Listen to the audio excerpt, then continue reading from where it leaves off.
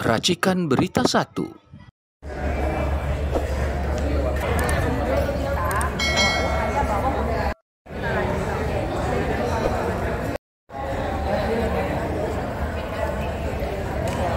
Bismillahirrahmanirrahim. Assalamualaikum warahmatullahi wabarakatuh. Waalaikumsalam warahmatullahi wabarakatuh. Hari ini tanggal 28, hari yang cerah, mudah-mudahan Allah ridhoi. Bahwa hari ini juga ada perkara yang berjalan. Namun karena ICOT, maka perkara ini sekarang akan dijelaskan tuntas oleh koordinator kita, Ustadz Ahmad Khozinuddin, tentang perkara gugatan PIK 2. Yang tentu kan sudah tahu siapa saja yang digugat, yaitu Agwan, Antoni Salim, dan banyak, Abdesi dan segala macam. Mungkin waktu dan tempat kami persilakan. Baik. Di replik ini. Bismillahirrahmanirrahim. Assalamualaikum warahmatullahi wabarakatuh. Ya, perlu kami sampaikan update dari persidangan kasus proyek PIK 2, di mana sebelumnya kami menggugat sejumlah pihak yang tadi sudah disebutkan, Agwan, Antoni Salim, dan yang lainnya. Ada 8 tergugat dan 1 turut tergugat. Dan hari ini agenda sidangnya adalah replik dari penggugat. Jadi tanggal 28 April 2025, hari Senin ini ya, di Pengadilan Negeri Jakarta Pusat ini, kami tadi sudah mengupload ya dokumen replik dari penggugat yang intinya menanggapi jawaban dari para tergugat. Nah, meskipun kami sudah mengupload, tapi karena ini adalah kasus publik, kasus yang kepentingannya untuk seluruh rakyat Indonesia, karena perbuatan melawan hukum yang dilakukan oleh proyek PIK 2 ini membahayakan seluruh rakyat Indonesia ya, bukan hanya warga yang ada di Tangerang, maka kami berkepentingan juga sekaligus berkewajiban untuk menyampaikan perkembangan sidang ini kepada seluruh rakyat Indonesia. Pertama, selain telah mengupload dokumen replik dari penggugat, kami juga ingin sampaikan apa saja yang kami tanggapi dari jawaban para tergugat. Jadi secara umum jawaban mereka terdiri dari 2 kerangka ya. Yang pertama dalam eksepsinya, yang kedua baru di pokok perkara. Nah, di dalam eksepsinya setidaknya ada beberapa ya sanggahan dari mereka terhadap gugatan yang kami ajukan. Yang pertama, mereka menganggap gugatan ini bukan kewenangan Pengadilan Negeri Jakarta Pusat. Jadi dianggap bukan ranah peradilan umum, tapi ranah peradilan tata usaha negara. Apa dalih yang mereka sampaikan? Karena mereka berdalih di dalam poin-poin gugatan kita, di dalamnya ada besikhingnya atau keputusan tata usaha negara yang berkaitan dengan penetapan Pantai Indah Kapuk 2 sebagai proyek strategis nasional oleh Jokowi, dan daftarnya itu kan dimasukkan daftar proyek strategis nasional di era Jokowi itu oleh Erlangga Hartarto.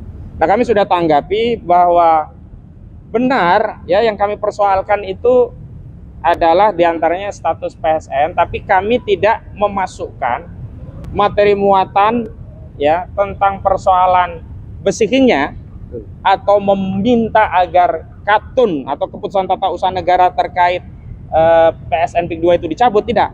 Walaupun terakhir kan pemerintah sudah mencabut statusnya dengan tidak memasukkan PSN PIK 2 ke dalam Perpres nomor 12 tahun 2025 tentang RPJMN, di mana ada kira-kira 77 ya PSN yang lama dengan 22 ya yang baru, yang carry over itu tidak ada PSN PIK 2, termasuk tidak ada Rempang, termasuk juga tidak ada BSN PIK 2. Artinya PIK 2, BSD, Rempang itu secara implisit sudah dibatalkan, tapi bukan karena permintaan kami, karena di gugatan kami tidak ada satupun petitum yang meminta pembatalan keputusan status PSN tadi. Artinya apa? Kami tidak menggugat yang kewenangannya domainnya ada di ranah PT UN. Yang kami gugat adalah apa sih perbuatan melawan hukum Jokowi dan Erlangga terkait proyek Pantai Indah Kapuk 2 ini. Mereka melakukan pembiaran terhadap pelaksanaan PSN yang semestinya hanya di 1.755 hektar, ini namanya PSN Botanical Tropical Coastland ya. Itu harusnya 1.755, tapi oleh Agung Sedayu dinarasikan ya ke 9 kecamatan, bahkan sampai Kecamatan Tanara ya, Kabupaten Tangerang sampai Kabupaten Serang. Nah, pembiaran ya, pelanggaran terhadap penerapan PSN ini yang harusnya hanya di 1.755, tapi dinarasikan PSN ini untuk membebaskan lahan sampai ke Serang sana, itu merupakan perbuatan melawan hukum. Jadi perbuatan melawan hukum bisa aktif, bisa juga pasif. Jadi ketika ada suatu kejahatan, dia diam, itu pelanggaran perbuatan melawan hukum. Ketika negara ya membiarkan PSN yang sebenarnya di 1755, padahal praktiknya digunakan untuk membebaskan ya embel-embel status PSN itu di 9 kecamatan dan 1 kecamatan di Kabupaten Serang, ini berarti masuk kategori perbuatan melawan hukum. Sehingga ya ini memang kewenangan pengadilan. Kalau pengadilan menyatakan tidak berwenang, lah kemana menggugat perbuatan melawan hukum kalau tidak di Pengadilan Negeri Jakarta Pusat. Nah kedua, jadi peradilannya Peradilan Umum Jakarta, Pengadilan Negeri. Kompensasi relatifnya, kenapa kami gugat di Pengadilan Negeri Jakarta Pusat? Memang di HR diatur kalau ada beberapa, HR itu hukum acara perdatanya ya. Kalau ada beberapa tergugat, kewenangan mengadilinya ada beberapa lembaga peradilan secara relatif, maka penggugat ya dipersilahkan memilih salah satu ya domisili tergugat, yaitu di kewenangan mana. Makanya kenapa kita gugat di Pengadilan Negeri Jakarta Pusat, walaupun aguan ya ada di Pluit ya, walaupun ya proyeknya ini ada di Tangerang begitu, karena ada salah satu tergugat yakni Antoni Salim, itu domisilinya di pengadilan di wilayah Jakarta Pusat. Jadi itu ya, ini tanggapan kami untuk eksepsi kewenangan mengadili baik secara mutlak maupun secara relatif ya. Kedua, mereka melakukan eksepsi dan ini fatal menurut saya. Walaupun urutannya tidak nomor 2 ya, saya majukan karena menurut saya fatal. Kalau saya yang memberi kuasa kepada pengacara Agung Sedayu, saya marah ini sama pengacaranya. Karena ini sama saja membongkar borok, membongkar aib ya. Kenapa? Membongkar aibnya begini. Mereka mengeksepsi kita katanya kurang pihak. Jadi 8 pihak dan 1 turut tergugat itu menurut mereka kurang pihak karena ada 1 pihak yang harusnya mereka gugat juga, yang harusnya kita gugat ya. Ini menurut mereka, saya gak hafal tadi makanya saya lihat dulu PT-nya apa begitu. Ya PT Intan Mutiara Permai. Jadi mereka sebutkan bahwa ada keterlibatan PT Intan Mutiara Permai. Lah kenapa kami ya nggak tarik PT Intan Mutiara Permai? Karena anggap dia tidak terlibat dalam melakukan perbuatan melawan hukum. Lah ini jawaban mereka malah memasukkan ini PT Intan Mutiara Permai, dan ini adalah anak usaha Agung Sedayu Group. Jadi ini semakin membongkar memang kejahatan ya proyek Pantai Indah Kapuk itu memang dilakukan secara struktur, sistematis dan masif. Dia punya banyak ya anak usaha yang mengelola proyek ini bareng-bareng, ada bagian membebaskan, ada bagian minta status PSN, ada bagian ini, bagian itu. Jadi ini kita baru tahu ternyata ada peran PT ini. Jadi kejahatan itu sempurna lah. Jadi sempurna. Jadi justru mereka membuka aib, mengasih tahu kita, oh yang terlibat banyak, dan itu masih afiliasinya kepada perusahaannya Aguan gitu. Itu ya yang kedua, tanggapan terkait eksepsi. Yang ketiga ada tanggapan eksepsi bahwa pejabat-pejabat ini kita gugat dalam kapasitas sebagai pejabat tata usaha negara. Misalkan Jokowi, misalkan ada Airlangga Hartarto, misalkan ada Mas Kota. Nah, kita udah tegaskan sebenarnya ini capek kita, tapi ya namanya orang bikin jawaban ya yang penting eksepsi di ngomong gitu aja lah. Ya, kita udah kasih tahu. Kita gugat Airlangga itu kapasitas pribadi, bukan sebagai Menteri Ekonomi. Makanya pernah datang ya kan? Masih ingat kan kita? Dari Departemen Kementerian Ekonomi, bukan Ekonomi datang, kita tolak lah wong yang bahkan yang nolak bukan kita loh, hakim yang menolak. Karena jelas yang digugat itu adalah pribadinya, bukan jabatannya. Ya. Yang kedua Joko Widodo, dia memang pernah menjadi presiden, ya, yang digugat juga bukan pribadinya, tetapi yang digugat bukan jabatan presiden tapi pribadinya. Makanya kami tidak menggugat ke PT UN. Kalau kami gugat PT UN, yang kami persoalkan adalah keputusan tentang penetapan status PSN-nya. Itu nggak pernah kami persoalkan. Penerapannya yang secara aktual dilakukan secara melakukan pelanggaran hukum, itu yang menjadi materi muatan. Termasuk Mas Kota, kita tahu dia kepala desa Belimbing, Kecamatan Kosambi, ya Kabupaten Tangerang. Tapi kita gugat Mas Kota kapasitas pribadi, bukan sebagai kepala desa, bahkan bukan sebagai anggota ADESI, Asosiasi Pemerintahan Desa Seluruh Indonesia. Nah, kemudian mereka menganggap kita gugatannya obskur, gak jelas gitu. Ya kalau nggak jelas memang orang susah kita mintai tanggung jawab, ya semua ngomong akan nggak jelas ya gitu. Namanya orang ngelawan dan seterusnya. Mereka juga menganggap bahwa gugatan kita ini kabur gitu tadi ya, obskur tadi ya. Jadi intinya kita sudah tanggapi semua dan kita tegaskan kepada pengadilan bahwa satu, pengadilan memang berwenang karena ini kompetensi pengadilan negeri secara absolut dan kompetensi pengadilan negeri Jakarta Pusat secara relatif ya kan. Yang kedua, kami tegaskan ini gugatan jelas subjeknya, ini bukan bagian petun, ini gugatan perdata dan seterusnya. Nah, yang menarik dalam pokok perkara. Dalam pokok perkara tidak bisa dibantah bahwa ada proyek PIK 2, ada penindasan yang itu menjadi perbuatan melawan hukum. Ada kecelakaan, nggak bisa dibantah. Ada material yang diusung itu di luar jadwal yang ditentukan, kan harusnya jam 10 ke atas.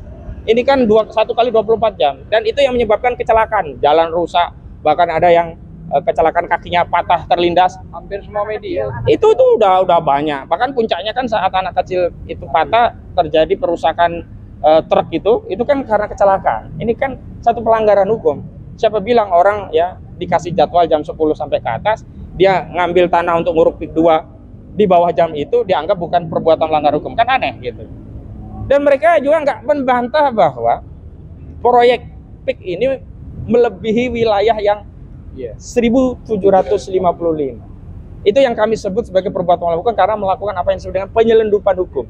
Status PSN-nya diselundupkan, harusnya hanya di 1755. Ya sebenarnya 1755 hektar itu hanya di Kecamatan Kosambi. Tapi ini ditarik ke tempat lainnya. Nah, itu terkait materi persidangan, kira-kira itu yang sudah kami upload. Yang kedua, konteks di luar itu, kami ini sudah menyiapkan banyak hal. Bukti, saksi, ahli. Dan saya perkenalkan, coba Bang Azam agak ke sana, kau cari Chandra nih. Ini adalah korban PIK 2. Korban PIK 2 yang rencana kami jadikan saksi korban untuk menguatkan dalil-dalil bahwa ada perampasan tanah di PIK 2. Ada pelanggaran hukum di PIK 2. Ada tanah-tanah yang diambil ya tanpa prosedur yang benar begitu, termasuk ada haji puat. Tapi ketika saksi ini kami persiapkan untuk hadir di persidangan perdata untuk menggugat Aguan dan Antonius Salim, besok saksi kami ini justru dipanggil Polda Banten.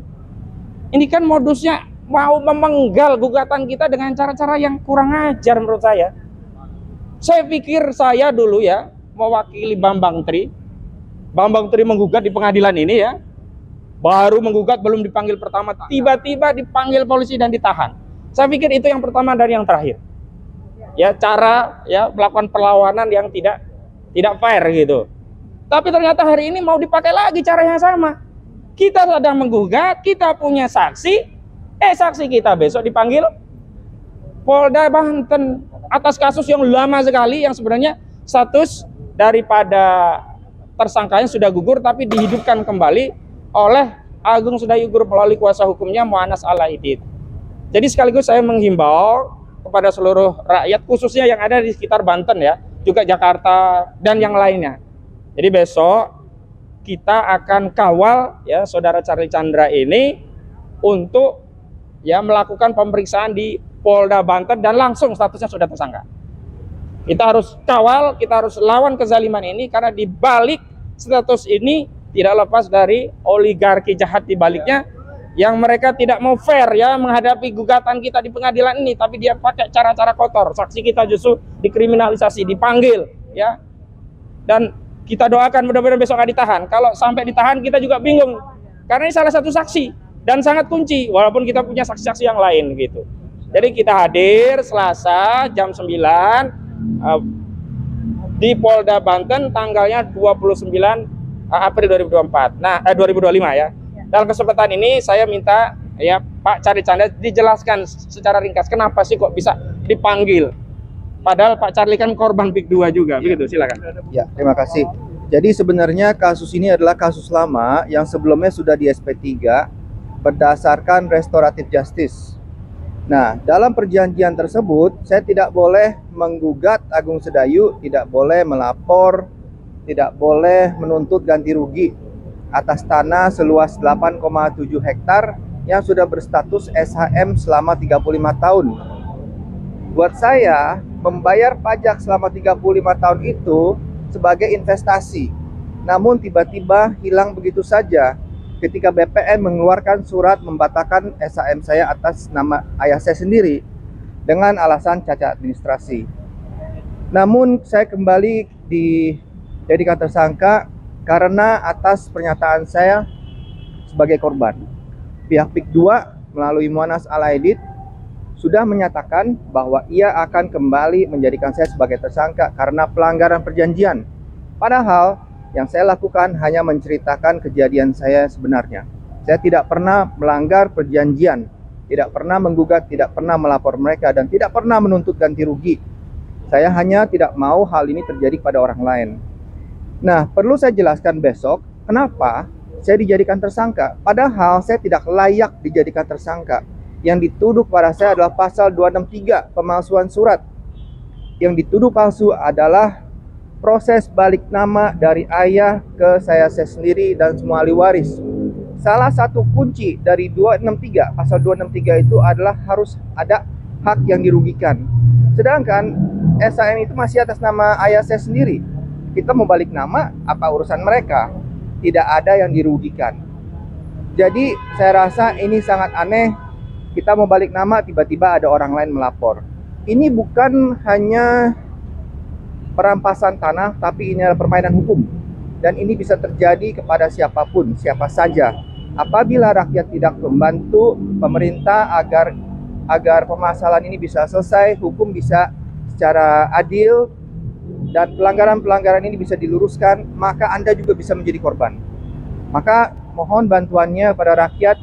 Besok saya dipanggil, mohon doanya dan dukungannya, supaya mungkin saja besok saya dipanggil hanya untuk menggugurkan kasus ini. Kita lihat besok ya.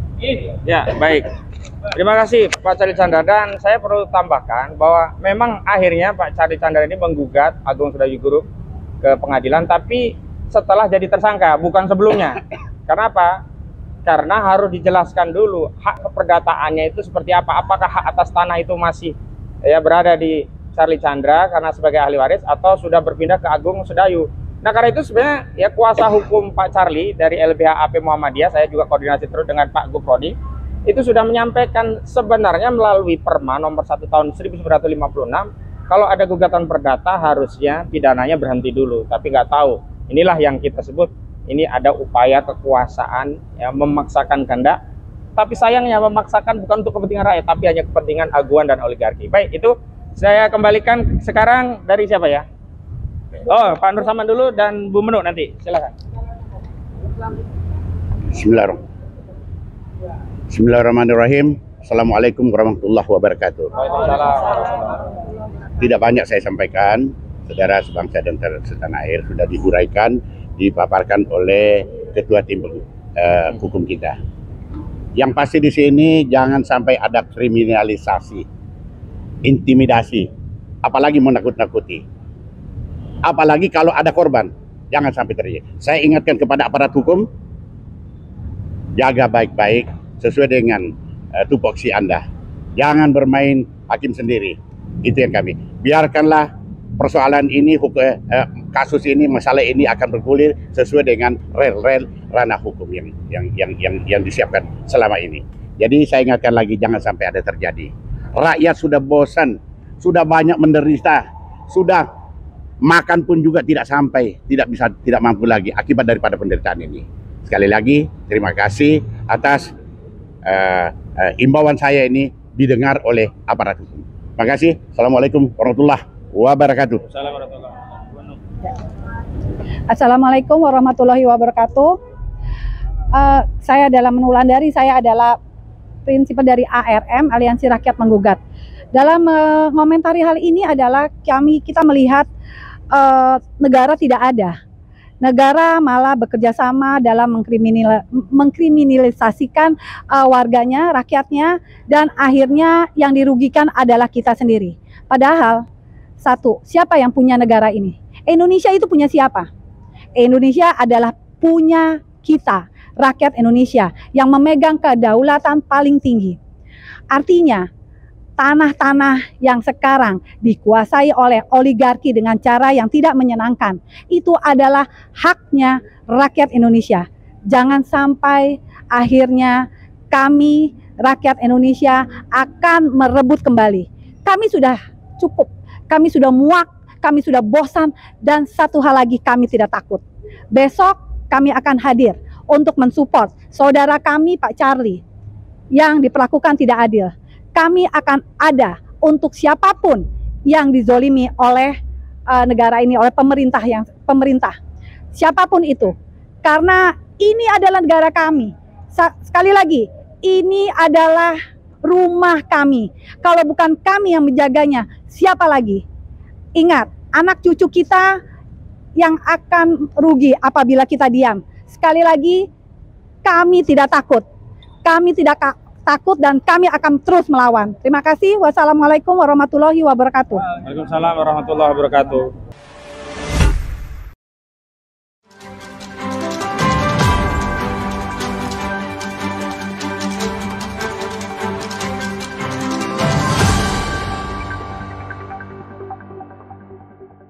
Racikan Berita 1.